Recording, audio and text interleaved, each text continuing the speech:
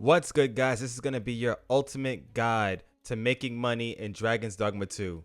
In this video, I'm not only going to show you every single way that I know how to make money in this game, but I'm going to show you some do's, some don'ts, the best places to sell items, where you should possibly sell your items, some of the greatest things to farm, the things that give you the most money for your time and effort, and just some unreliable things that you probably shouldn't even be trying to touch with a 10-foot pole. If you want to skip to a certain part of the video, of course, check the chapter list down below.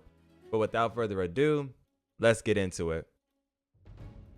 So the first and fastest way to truly make money in this game is only going to be good for you if you're not a hoarder. Just looking at this list right here, you literally can make over 129,000 easily if you just sell all the extra items you can find all over the world. While you're traveling out there, your pawns will constantly tell you, hey, I know of an area or a cave you haven't discovered yet. And when they say that to you, 9 times out of 10, it might not be a bad idea for you to actually go and visit that cave. When you go to that cave, there's going to be some type of reward when you get in there. Most of the time, there might also be a boss, so you should be prepared for that and judge accordingly if you're ready to go in there or not. But if you have the time, go in there, grab all the items in there and sell them off. If they're not going to actually be used for your kit or your build, this is an easy way to make mad gold in this game. For our second money making tip, it's the money cave in Batal. In Batal, you're going to find this place right here. This is Batal, and right outside the city, you can follow this path down this way, curl around this little curvy area, mountain terrain. There are going to be some harpies as well as goblins completely surrounding this area, and this is a prime spot for a griffin to also spawn as well, which could come in handy a little bit later in this guide, so keep that in mind. You want to come right here to the Digger's Ruins. The Digger's Ruins is where you can find glimmer coal. Glimmer coal and glimmer coal are two different things that are in this cave that you want to farm as much as you can. You and your pawns are going to be lifting your pockets full with a whole bunch of glimmer coal by the time you finish. And there's a minotaur in here that you want to go ahead, snatch his life, and go a little bit further into the cave to this second floor area where there's going to be a room that is stacked with a bunch of glimmer coal. Right back here. This zone right here is the main chamber that you have to visit. So what you have to do is when you come in here and you visit the Minotaur, you're going to then continue going down. You're going to be on a high cliff. You're going to want to jump down, and then from jumping down you're going to come right back into here, and this entire zone is stacked with a bunch of glimmer coal that you need to go ahead and grab. That is going to be the gold mine that's going to net you between 25 to 45,000 every time you go to this cave. Now this cave does reset over time. If you want to exploit that and rest 4 days, 5 days, and go back in, that's up to you. But if you just want to casually do this every time you need a couple of bucks to buy your next fairy stone or something, then this is the cave to go to definitely net a lot of money very easily. Let's talk about the next money-making option in the game, and that is selling Jasper, Onyx, and Tiger's Eyes. I don't recommend selling Jasper, Onyx, and Tiger's Eyes because you can use these as gifting items, and it can really be a great gift to give to certain NPCs to get their affinity up very quickly, as well as if you have the Trickster ability, the augment that allows you to get your affinity up even faster. Using Tiger's Eyes and bunch of flowers is just key to just raising affinity with everybody. Now, if you want to go ahead and sell your Tiger's Eyes, then you want to make sure that you're selling it in the right location. Jasper needs to be sold in Batal. Onyx needs to be sold in Vermund, and Tiger's Eyes needs to be sold to the Elven lands.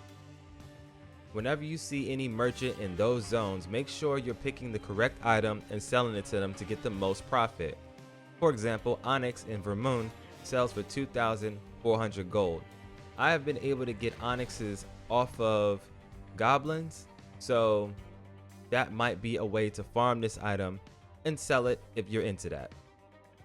Let's talk about the fourth option you have for making money in Dragon's Dogma 2. Farming bosses and selling off their monster parts. So you're going to be fighting a ton of monsters all over the world, and after you get used to the game and you get used to certain areas, you're going to know exactly where some monsters are.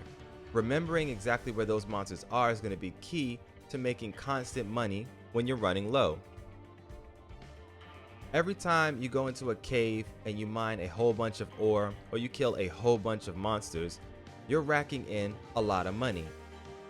If you farm Medusa, every Medusa bone that you get is worth 3,000 gold apiece. If you're constantly beating griffins, every griffin claw is worth 600 gold apiece. Every time you beat down a minotaur and you get a freakish mane, then you're going to get 900 gold per mane. The misshapen eye is going to be 900 gold. And of course, if you're farming the golems out in the world, you're going to be netting 1,200 gold from every magic metal that you sell.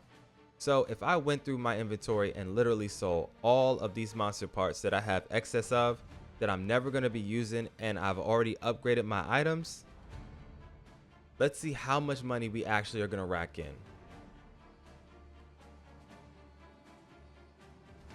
All right, now let's keep going on some more money making options in the game. So this next option is a little bit of a spoiler and it's only a one-time thing. So I'll leave it up to you whether you want to hear about this quest or not. If you want to skip ahead, I'll leave timestamps down below to where you need to skip ahead to. Are you good? Okay, so beating down the Sphinx is going to net you money. However, when you beat the Sphinx's first 5 riddles, she's going to fly away to Batal. When you meet her again in Batal, as soon as you get there, that is a riddle in itself, and you're going to receive between 100,000 gold to like 124,000 gold. It's going to be sitting in the chest right behind her waiting for you, so go ahead and grab that. It's a one-time big bonus paycheck that you're going to be getting from this game, so why not take it? Alright, let's talk about the sixth option you have to making money in Dragon's Dogma 2. The next option that you have to make money is going to be Pawns in the Rift reward quest. So let's go over to the Pawns Guild real quick and see if we have any people trying to give us some money. Pulling up to the Rift, you can hop in here and you can talk to some of these pawns, and some of these pawns actually have a pawn quest. You can set your own pawn quest, but when you're searching for different pawns, some of these pawns might actually have a quest where they'll give you 10,000 gold if you help them. So if you beat down an ogre or if you beat down a griffin, they might have that as the reward, and they'll offer you 10,000 gold or 5,000 gold. And this can be a great way for you to make money through helping other people in their pawns. Usually between levels 50 and levels 70 it's about the time where people are probably making these types of requests. So go ahead and set those parameters. Have all the pawns that are currently in the room leave out. Let the brand new pawns come in and interview them. See what type of quest they have. Talk to them for a little bit and see if you're interested in that. Nope. Okay, hold on. Somebody's got to have a question. Wow, you're a tall lady. Hello, Flora. Look at that. So Flora right here wants you to defeat a griffin. A griffin is super easy to defeat, especially if you're on a certain level or a certain spot in the game, and they're offering you 10,000 gold. This is a super easy way for you to make money right here in Dragon's Dogma 2. Another way that you can make money in this game is not necessarily reliable because it requires a little bit of RNG, but it is a money making strategy, so I'm gonna have to explain it to you, is forgery. Now, there's a specific item in this game that you can get your man Abraham to forge for you. It's gonna cost you a little bit in forging it, only 100 gold, but the money that you're gonna be making back is gonna be a whole lot more. There you go. Fruit wine. This man can duplicate fruit wine for you. Fruit wine is an item that you can find out in the world. It can also be gifted to you from certain NPCs that have high affinity. Right now in the game, Brant will give you a fruit wine when you get far enough in the main story quest, if you have a house in Vernsworth. So when you go to your house and you check the bag at the door, you could actually have a fruit wine in there. There's also other NPCs who can gift you items, and they might potentially give you fruit wine. So if you get lucky enough to get one of these items, keep one of them at least so that you can start duplicating it or forging it right here with Abraham. So let's talk about how exactly this can make you money. If you know, you know, because I already have a video up, but for those who haven't seen my crafting guide, I'm gonna go ahead and give you a little bit of a freebie here in this video. You can make Newt liquor. Now, this is a little bit of an RNG process, but let's see if we get lucky or not. We didn't get lucky this time. However, every time you make a Newt liquor, you have a chance to make an extra Newt liquor because of a certain perk that is given to you by the Trickster class. They have an augment called Enlightenment. Enlightenment will have a chance of creating one more product when combining materials. So in easy terms, anytime you craft something in the game, you have a chance to make an extra of it. And that's it. So I have already crafted a whole bunch of Newt liquors, and look, I have 5 Newt liquors. This was only for me crafting 3. The first 2 times that I tried to craft it, I got 2 Newt liquors per 1 craft. It was pretty awesome. I just did it a second ago, I only got 1, kinda unfortunate, but I'm still up in money. It only cost me 16,000 to make a forgery, and I always have that forgery going, and I make sure I check back with that guy every 2 days. However, you could take this Newt liquor and come over here to a merchant, go to sell, and you can actually sell these Newt liquors off for 1,500 a piece. So you only lost 100 gold in that process. However, if you was able to get an extra Newt liquor when you crafted, then you're making money at that point. This isn't really reliable because I don't know the RNG on it, but this is a way of making money in the game. So if you have a whole bunch of Newt liquor and you don't need them for a specific NPC later on, then it's time for you to sell it.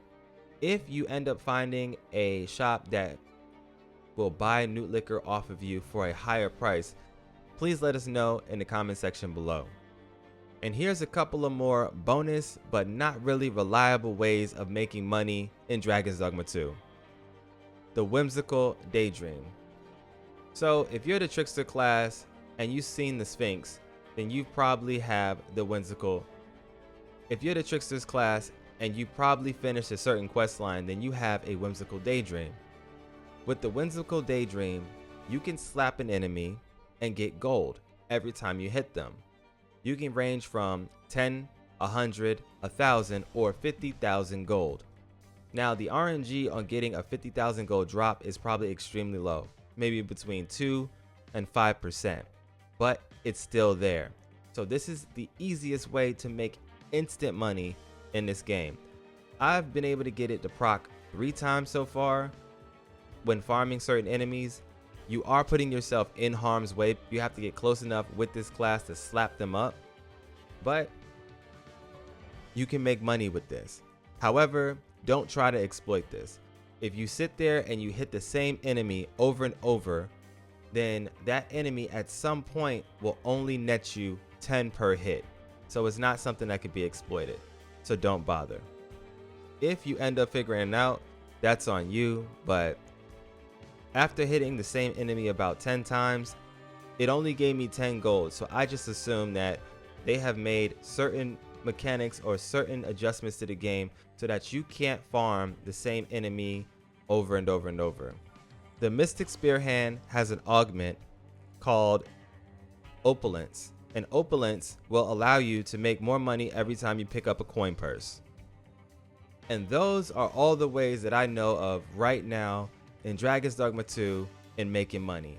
If you like what we do here on the channel, make sure you smash that like button and sub to the channel so that you don't miss out on any more tips, tricks, guides, and a whole lot more for Dragon's Dogma 2.